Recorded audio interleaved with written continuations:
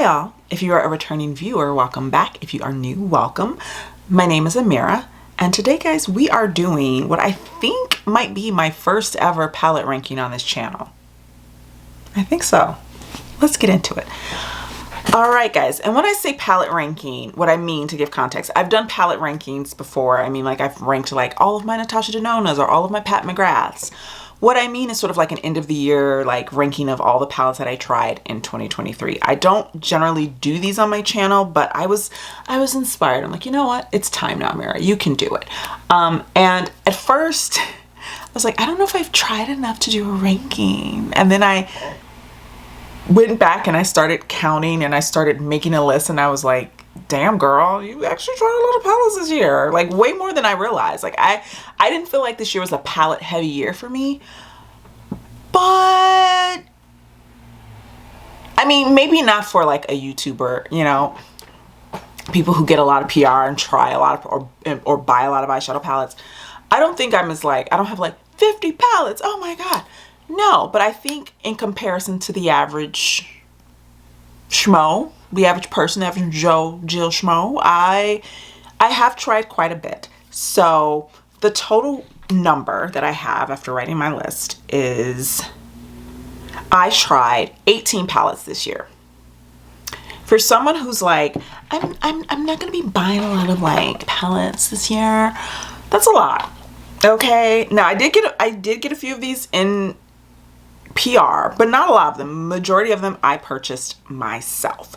So let's start off with the bottom, and then we'll, you know, reach our way to the top. So from the worst to the best, and at the bottom of my list is a palette. And this is going to be controversial. This will be an unpopular opinion, but I am okay living in that space, guys. I stand strong. I scream loudly that this palette was a disappointment. It was a disappointment for anyone who was not super pale. It was a disappointment for anyone who didn't like the way the shimmers played on their eyes with their melanin. Okay? Okay. That is... People are going to be like, what? Oh my God. Natasha Denona, I need a nude. I said it. And I'm going to say it louder. This palette here ranks number 1. It is number 18 on my list. I purchased this palette because I was hoping that it would be sort of like, I don't own the Glam palette, and I've gone back and forth about buying the Glam palette. I once really, really wanted it, and then I had it in my cart one day when Natasha was having, I think it was like during a Black Friday sale, maybe a year ago, maybe longer. And I had it in my cart, and I just kind of was like, and I took it. So I've been sort of like in this dance with the Glam palette for a while now, and I still don't own it. I don't know if I'll ever own it. I might eventually pick it up. I don't know. But when she previewed I Need a Nude, I was hoping that I Need a Nude would be the slightly warmer sister of Glam, and that I would, you know, so it would sort of quench that need for Glam, which I like Glam, but I do think it veers maybe a bit too cool toned sometimes. When I look at it, like, my feelings about it change depending on the day. I'll look at it and be like, oh, that's pretty, and then other times I'll look at it and I'm like, no, I don't know. So I was hoping this one would be like the nicer alternative for me, like the safer alternative for me. And what I found is, for me personally, and I will say, when I posted my review of this palette, so many of you commented that you had the exact same experience, and it made me feel a little bit like I'm not going crazy, you know, because everyone was posting these amazing reviews of this palette. But I will say that the majority of the people who are posting those amazing reviews were, you know, people who are much paler than me. When I was talking about this palette, so many of you who are people of color came out and were like, yeah, no, this palette was not the biz for, and so I felt better. The shimmers play really silver and frosty on my skin tone. The mattes kind of blend into the same shade, you know, none of these like wit and vague, and like these two shades here just look the same on me. They just look the same. Like, they don't look different. And I used this palette. I didn't do like a first impressions with this palette. I originally was going to, but I decided not to because I just didn't have the time. So I decided to sort of do a more in-depth review. And what I wound up doing was using this palette for a solid week. It's the only palette I used for a week to do all of my eye looks. And what I found is all of my looks look the same. It was the same. I could not get any depth. I could not get any dimension. I could not get any versatility. I just felt like this palette was just not giving me anything. It gave me nothing. Now, having said all that, is it a bad formula? No. It's Natasha Denona's normal formula. There are good formulas in here. But in comparison to other palettes from Natasha that she's released this year that I absolutely love and that are much higher up in the ranking, this one had to be the biggest disappointment for me of the year because it's Natasha. It's a brand that I like. It's a palette that I was hoping would do for me what Glam does for some other people. And yeah, and so now I'm back on the like, should I just get Glam? I don't know. But yeah, this one for me was last. Now this one is funny.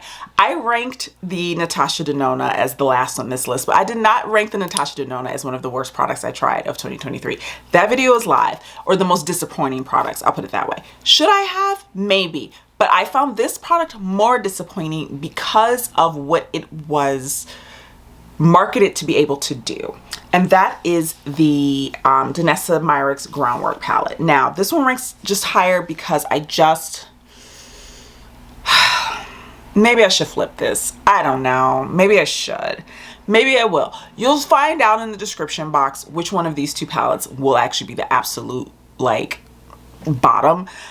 It's really hard when you're ranking because as you talk it out, you're like, well, maybe this is.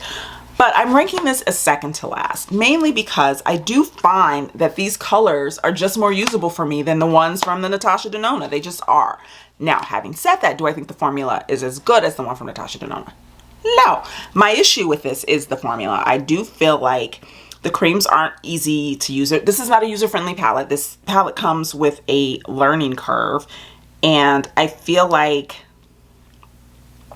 the creams don't last.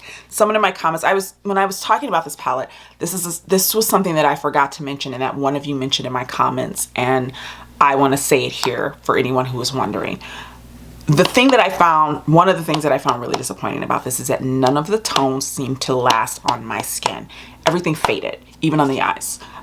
So I think the cream formula doesn't have enough pigment to hold up. If you have normal to oily skin. I don't know on dry skin how it holds up, but on my normal to oily skin, these shades faded. And I don't feel like this is, this is meant to be something you can use all over your face. There's not a single shade in here that I would use as a bronzer. There's not a single shade in here that I could use even as a contour, like unless I took this really gray one or one of these and mixed them together, maybe.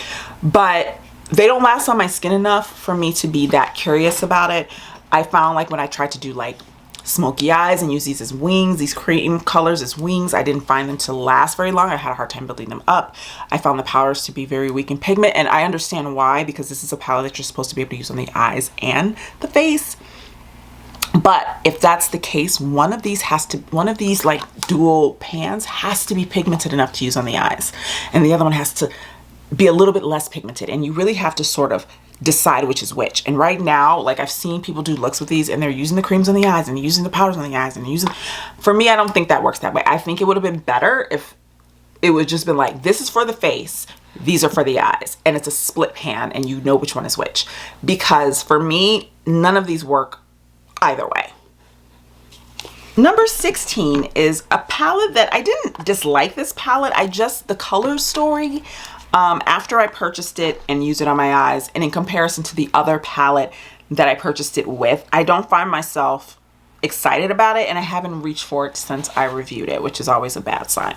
So that is the Pat McGrath Bijou Brilliance eyeshadow palette Lunar Nightshade, and this is one of her holiday 5 pans, and I purchased 2. I think there were 5 that she released. I purchased 2. The other one that I purchased is higher up on the list. But this one, and I'll show you what it looks like, it's the one that has the burgundy and then the teal tones.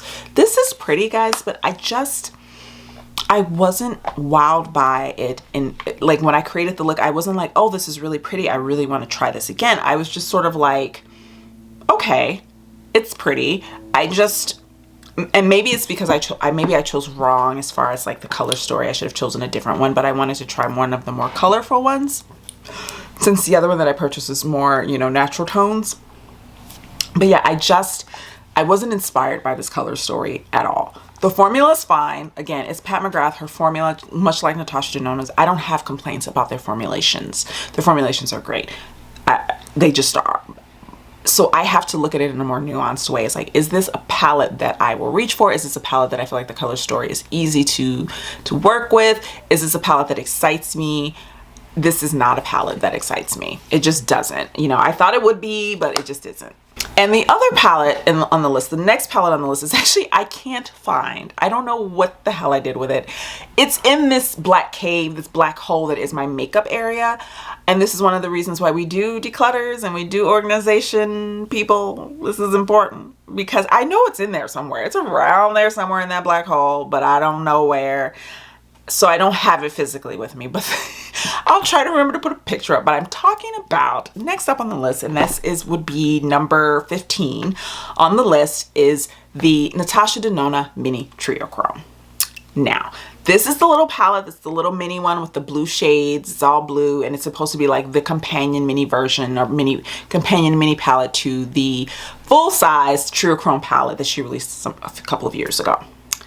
I love the full-size Triochrome.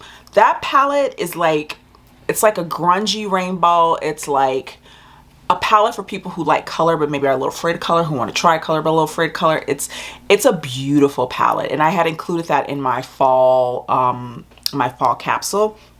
That was one of the palettes that I included. And every time I use that palette, I'm always just reminded of how much I love it. So I purchased the Mini Triochrome. I originally wasn't going to because I'm not like a blue eyeshadow girl. Like, I own blue eyeshadows. I don't dislike them, but in this moment in my life, like, the likelihood of me reaching for a blue eyeshadow on a day-to-day basis is pretty slim. My makeup has just become more basic. It just has, and that's just more to do with like my work, where I work, my lifestyle. You know, we go through phases and, you know, eras in our life, and I might circle back to those type of tones, but right now it's not something that I reach for. But I bought it to review, and I also bought it because I was really curious about how it plays with the full-size Triochrome, and in my opinion is that it doesn't play at all. Like, even if you hold it up to the full-size Triochrome, it doesn't make any sense in my opinion. The shades in the Triochrome are very muted and kind of dusky and grungy, and then you have this palette of like vibrant blues. It just doesn't, the math doesn't math with that. The formula was fine. Again, the formula was fine. It's Natasha Denona. Her formula was fine. It just was like, I tried it and I was like, it's okay. It's a pretty blue palette. There's nothing exciting about it, and more than anything, I just don't feel like it's an actual companion palette to the Triochrome. Like, I don't think maybe I'm wrong, and if you guys can try it. I did a little bit with it, but I just, even with the look that I did, I didn't feel like I just don't feel like the colors complemented each other, or they went well together, or they played well together. So yeah, that's why that one ranks a little bit lower, because I just don't, if she had just released it as like a mini blue palette, I could judge it on its own merits. But the fact that it's sort of like, it was marketed and she talked about it as like the blue row that doesn't exist in that palette. This is now the blue row of that palette. I'm just kind of like, yeah, no, I don't think so, sis. Sorry. Next up is a palette that I actually really like, and I purchased it on a whim. Well, not a whim. I was like, I saw the preview photos on like Trend Mood and stuff, and I was like, maybe. But there's a shade in this palette that it is very popular. It is a viral single shadow. Everybody talks about it. It's amazing. Oh my god, everybody look. Oh. Everybody talks about this shadow, and I purchased it to see if I too could join in on the hype, and I could not, because again, similar to a lot of the shades that are in I Need a Nude, I don't feel like that shade plays well with melanated skin. It comes off as quite frosty. So, and again, if I haven't, if my little clues haven't given away, I'm talking about the Urban Decay Space Cowboy shade Single Shadow. So when Urban Decay came out with the Moondust palette, and I have the one called Space Rider, which features Space Cowboy in it, I was like, I don't know, but I was really intrigued by the other shades in it. Mainly this one and this one. This pinky reddish one, I was like, I could take it or leave it. And I still feel that way. But I will say, Using this palette has made Space Cowboy grow on me. It's still not my fave, but I don't hate it. But what I really like in this palette is Cosmic Space Dust, which is this one. Oh, look how pretty that is. So this is Space Cowboy and this is Cosmic Space Dust. And this is kind of like the shade that you would want, that works like Space Cowboy does for paler skin tones. So do you see what I mean? Like, it still has that reflect. And this is Space Cowboy, which is barely, you know, like there. But it also has a little bit more dimension. It is lighter than Lithium, because I have Lithium as well, which, you know, is kind of like, people say it's the alternative to Space Cowboy. I think Lithium has just a tad too much pigment to be an alternative to Space Cowboy. But I would say Cosmic Space Dust could be, possibly. But yeah, I found myself reaching for this more than I was expecting to. And I've been, you know, oftentimes during the work week, I'll do my makeup and I'll run like a neutral tone through my crease, and then I'll pop this all over one of these all over the lid, usually Cosmic Space Dust. And I've been enjoying it. Star Cowgirl, it broke. I dropped this and then it broke, and then I was able to smush it back in, just the little corner. But this one is like super light gold in comparison to the other two, but look at the reflect in that.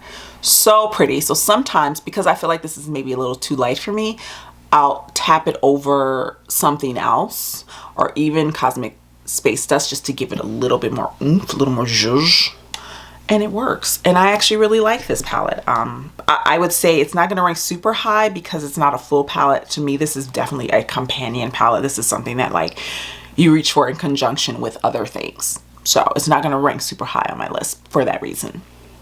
Next up is a palette that I got in PR, and when I first got it, I was like, I don't know, it's a little boring, it's a little bland, it's a little basic, but I found myself reaching for it a ton for that very reason. And that is the Nomad Travel palette. This is from their Nomad Air collection, and the shades that I reach for are these two shades right here. This is like, these are nice. I will say the shades are nice, and See the World is nice. And this is a good deepening shade. This is See the World, which is this darker one. I would say my one gripe, and I'll swatch it here. My one gripe with this is that I wish, because this is so deep and rich and these are so light, I wish that they had swapped out maybe one of these for something that was a bit more neutral, like a neutral sparkle, because this one's quite pink, this one's quite light. Like this one I don't really reach for very often because it's a little too light for me. So I wish that instead of maybe this one, or instead of that one, there was one that was sort of like a mid-tone between these two, because this is quite cool toned and deep, as you can see on my hand, but it's beautiful on the eyes, especially if you just use all of these and this one. I was originally supposed to take this with me to Vegas and I forgot it and I missed it. Because when I got to Vegas, I was like, oh my God, I didn't just pack like a basic like travel palette, like a palette that I could just use for all of those basic tones. So I was literally kicking myself for not taking that palette with me. The formula is great. The formula works really well. I just think a palette like that would never rank super high because of the fact that there's not a lot to it. But what I will say is that I do find it incredibly useful and usable. Next up on the list is this palette here.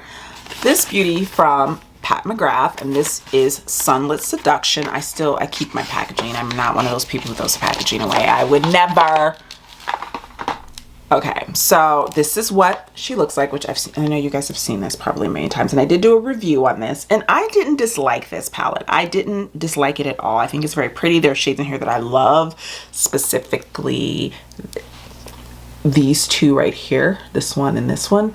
I absolutely love, but this is not, nor can it ever be for me, a top palette in regards to Pat's releases, because it's not interesting enough. You know what I mean? Like, it's a pretty palette. The formula is fantastic because it's Pat and she doesn't skimp on her formula, in my opinion. And I think the formulation is beautiful, and I was able to create a beautiful look with it, and I've used it a handful of times since I purchased it, and I still can create really beautiful looks with it.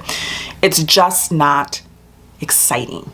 You know, like I don't sit down and open that up and go, ooh, you know what, I don't have that feeling about it, especially when you consider that palette is $129, and the next palette that I'm going to talk about is also from Pat McGrath, and it is a fraction of that price, and I find it more exciting. And On that note, I am going to talk about this baby here. And this is another of the 5 pans that she released for the holiday this year. And it is the Bijou Brilliance eyeshadow palette in Bronze Ecstasy. And that is this one here. I find this way more exciting. Why? Because I find that it's more useful. I also find that the formulas are this satiny, like burgundy brown. Oh, this tone here, this like bronzy, oh, it's just... And what's funny is the formulas that are in this are similar to the formulas that are in that palette, because she doesn't have any special, you know, her special shades that everyone talks about in that palette. I'm not someone who's like a super stan for the special shades, so I wasn't like thrown off by that like I know a lot of people were.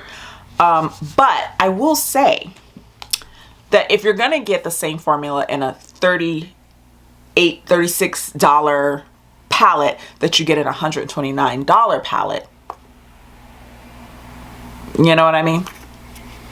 I think that $129 palette has to bring it color story wise, and that's why that one's ranked lower, because I don't feel it does. But this one does, and I found this to be so useful. This was in my fall capsule, and I absolutely love this palette. I love it similarly to the one from last year. That was the more neutral one, and they're just so pretty. Like, is this basic? Yes, but let me tell you something. When I use this palette, I get so many compliments on my eyes. Like, oh, your eyes look so amazing. It's a heavy lifter for the price point and the size. At number 10 is a palette that I just started using, and so I'm ranking it kind of like midpoint because I really enjoyed using it and I want to use it more, but I did not include it in my winter capsule. So if I do use it, I'll probably dip into it for like videos and things like that. But I did use this in a video recently at Get Ready With Me, and I had it for a really long time. I didn't use it, and I've kind of was like, oh my gosh, I was a little blown away by it. And that is Natasha Denona Xenon, baby. I was really kind of like, oh, about this palette. And I still feel very about it. I think it's one of those palettes that surprises you once you start using it, and it surprises you when you open it. Because when I did finally open this and sit down and play with it, I was really blown away by the fact that there are these beautiful like blues in it, and these beautiful like kind of pinky toned shimmers. And it's just, yes, is it a gray palette, a gray and white palette? Yes. But I do like the fact that she included tones that sort of are in that vein but aren't gray or black. They're blue, and you know, they're, you know, charcoaly, and they're, you know, there's some that just have a bit more depth and dimension. And the formulation is great. So I'm ranking this at number 10 because I actually was really pleasantly surprised by this. Another palette that surprised me, and it is also from Natasha Denona, and this is kind of funny because the same thing happened with the Pat McGrath, where I ranked the more expensive palette lower, and I'm ranking the smaller, less expensive palette higher, and that is the Mini Starlet palette from Natasha. This palette retails for $27. The Midi Xenon is $69. And this one I've used way more, and it's, I mean, I don't know. I was surprised. I was not surprised. I was surprised at how much I liked this and how much I reached for it. I reached for it when it came out. I was wearing this all the time because it's just got beautiful shades. The shimmers are lovely. This one is my favorite one. It's so pretty. It's just got these really beautiful mattes in it that are so usable. And this is just like, for me, this is like my work. This is like a work look. I can do a full eye look with this for work, and I'm happy with how my eyes look. I feel pretty. You know, I just feel like it's a really useful palette, and for the price point, you can't beat that. All right, and then next up is a palette that I recently purchased that I have put in my my winter capsule. I still have the plastic on the top, which I didn't even realize. I'm so bad about removing these things, but I'm gonna do it now so it doesn't like blind you guys when I show it to you, you know?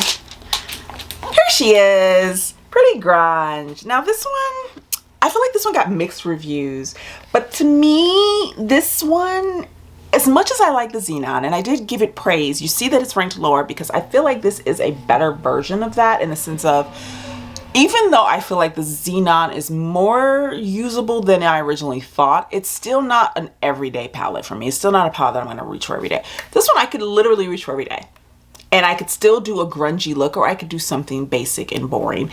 with a little bit of shimmer on the lid, but this can give you, it's just more versatile, you know. I will say I don't think the formula is as good as Natasha's, but I don't think Huda's formula is as good as Natasha's. Sorry, not sorry. This shadow here is so pretty. I'm sorry, but I just put my finger and I was like, oh yeah, that's really pretty. Mine arrived broken, so this shade here I had to repress. So I don't feel like this one gives as much as it could. It's very flaky, and I don't know if it's like that in the pan like normally.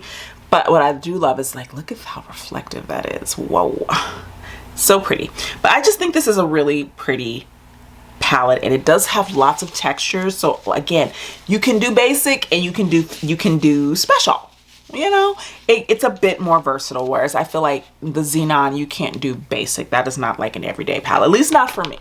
If you are someone who loves like a smoky eye and you wear smoky eye every day, Xenon is your girl. But if you're somebody who maybe wants to do smoky every now and then, but you also just want some other colors because you know you want like a few more options, I think Pretty Grunge is a really great option, and I think they're actually the same price. So this palette is okay. Let me just preface this by saying I love Halloween, but I'm not a horror movie person. You won't see me like watching any of that.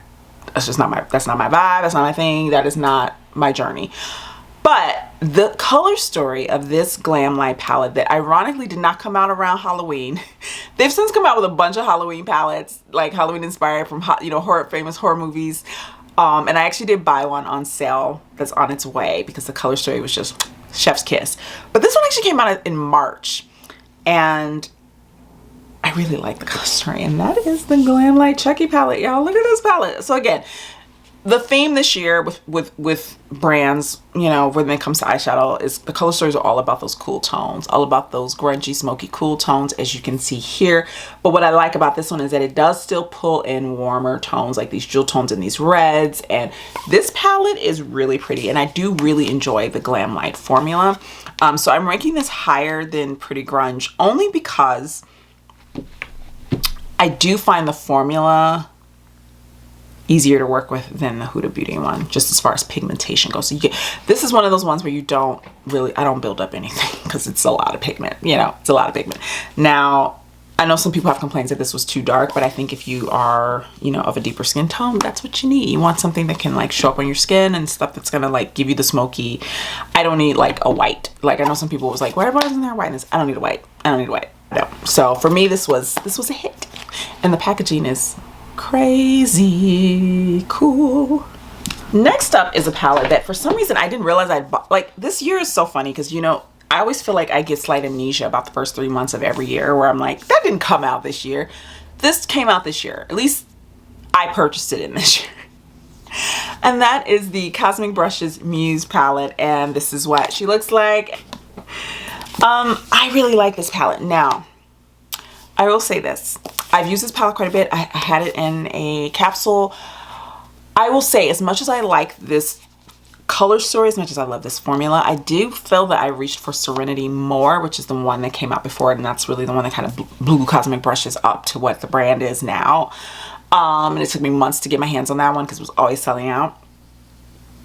But I think with this one, I love the color story. I love the colors, but I don't find it to be as cohesive as the Serenity is. So oftentimes when I sit down with the Serenity, I immediately know what kind of eye look I want to do. With this one, I have to kind of stare at it for a while. Having said that though, I still use this palette so much, and I still love every single shade in here. This shade particular, oh, it's so pretty. This is Ambient. Oh, it's so pretty. You can just do, you have to, I feel like I do have to sit with it for a little bit. Petal is probably my favorite matte, and it's just this soft rosy pink. It's probably my favorite. That and Haze are probably my favorite mattes because they're so amazing. And that's what I like about this. Like, you can do colorful. Like, it has a yellow in it, and it has like these bright lime green, and it has a purple. Like, you can do a colorful look. This Nouveau color is super pigmented. Look at that. You can do a colorful look, but you can also just do a soft basic look and feel good, you know, about your look, and be like, you know, I feel good about that. I feel pretty. I feel, you know, it took me 5 minutes and I feel pretty. So yes, I think Cosmic Brushes honestly has one of the best formulas that I've tried when it comes to indie brands. Like, the formula is, I would actually say it probably has the best formula that I've tried of an indie makeup brand. Minus another brand for metallics and duochromes, but we're gonna get into that one later. But as overall, like mattes wise, I have yet to try an indie brand that beats Cosmic Brushes formula, matte shadow formula. Next up is another palette that I got in PR, and this is the Nomad Cosmetics Ghost Town palette. Look how cool this is. It's so cool. I really like this palette. I love this color story.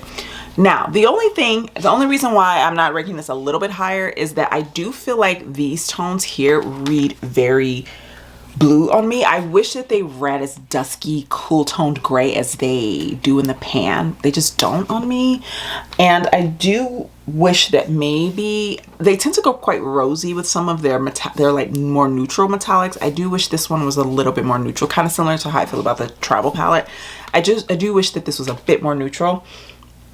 Instead of like you have this light within a copper, I kind of wish this was maybe like a brown, like a warmer brown metallic. This one reads quite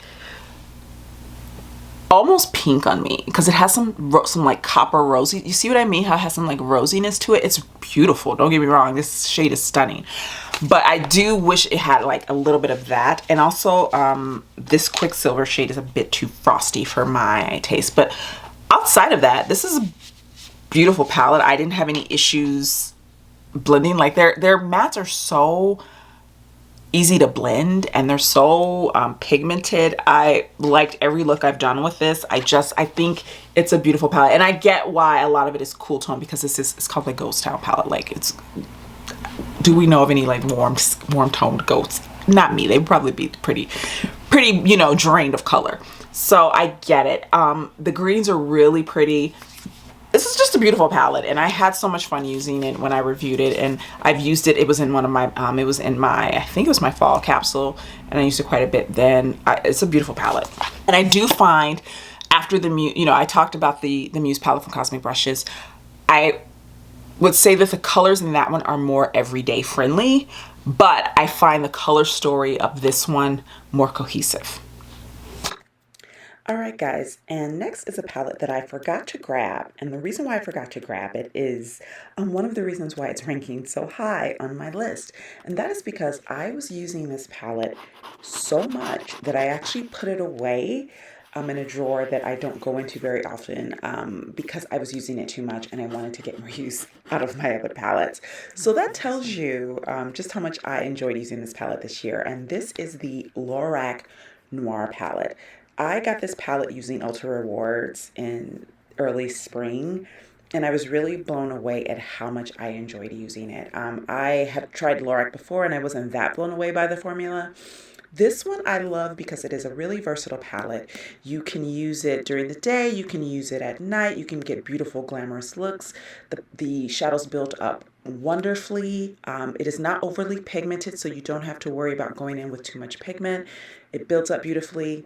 Yeah, this was just, it was a fave, and it was a sleeper hit. But it just really came into my collection and has kind of like blown everything else out of the water, which I was surprised by because this is a brand that I had stopped purchasing from, not for any other reason than the fact that I buy their palettes and then I never use them. Like I buy them and I wear them a couple times and I just don't reach for them.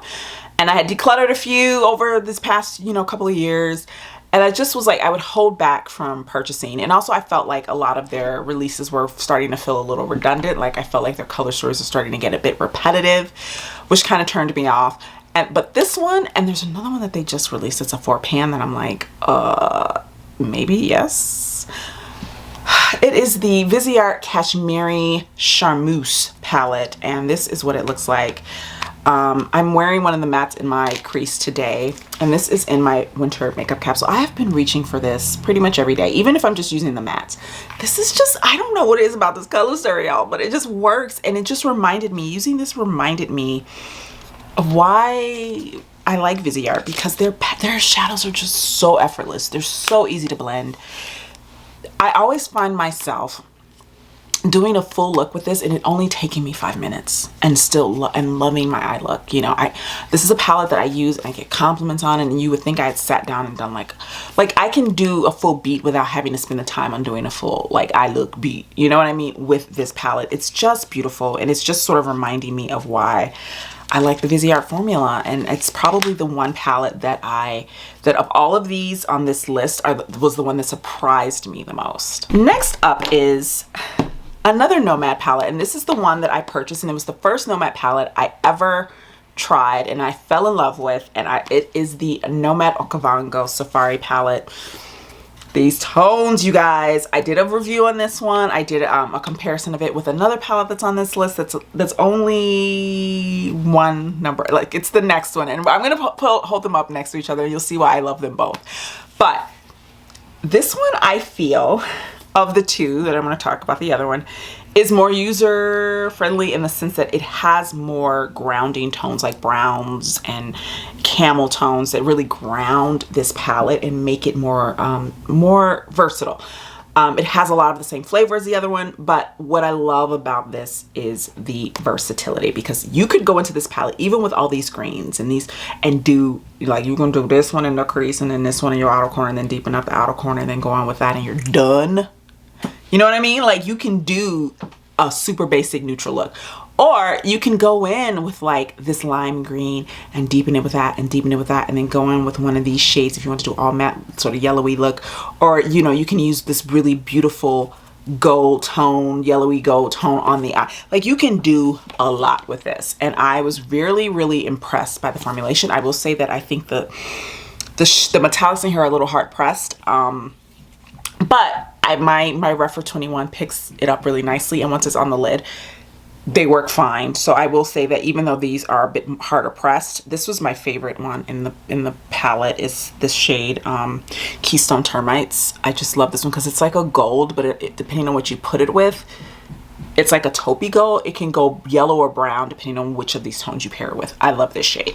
But yeah, I think it's a beautiful palette, and it kind of speaks to the tones that I really love, which are these, like, you know, what I always refer to as these fugly yellow, greeny tones, mustardy tones. I just love those types of shades. And with that in mind, the next palette on the list is this one here, and it is the Natasha Denona Yucca palette. This for me is like taking the best parts of Metropolis, which is my favorite Natasha Denona palette, pulling all those out, throwing on a little more stank. And I'm sorry if you guys can hear like banging. Someone in my building is hanging something all of a sudden, and I don't know where it's coming from. I think it might be my downstairs neighbor. Sorry if you can hear that. But it's just taking all those elements, but then also adding a little bit more of that like fugly yellow mustardy goodness that I love so much, throwing that in there and mixing it up. And then on top of that, she has this new sort of like metallic formulation in Elysian and Maquia, which are very flaky and reflective. Now, one thing I will say that I think the Okavango palette has over this palette is, again, it has more usable neutral tones, but also it has more traditional metallics, because sometimes you're not really going for that super reflective flaky look. You know what I mean? You want something that's just like a really pretty impactful metallic, but doesn't have you don't have to worry about like fallout and things like that. The Okavango gives you that. But if you're going for like more impactful, like super special metallic type of shades, reflective, flaky, textured, this one is the one that will give you that. I have both, as you can see. I use them both. I love them both. As you can see, they're 2 and 3 on my list. Like, they're both beautiful palettes.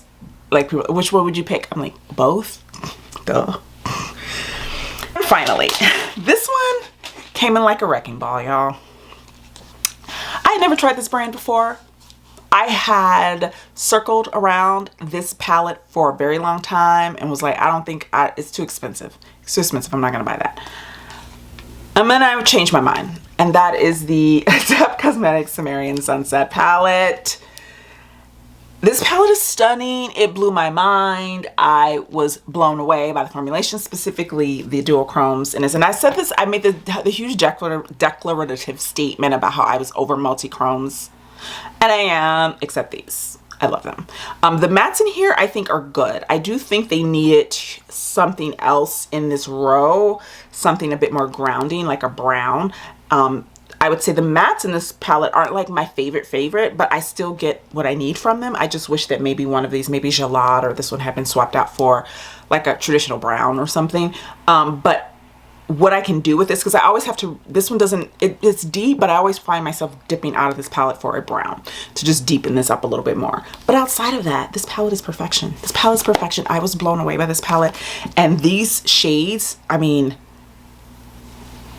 these shades, these multichromes, stunning, stunning. All right, guys, my battery's about to die, so I'm gonna wrap this up. That is my palette ranking for 2023. Let me know in the comments down below, do you own any of these? What was your least favorite palette that you tried this year? And what was your most favorite palette that you tried this year? If you enjoyed today's video, please be sure to hit the like button, and I will see you guys in the next one. Bye now.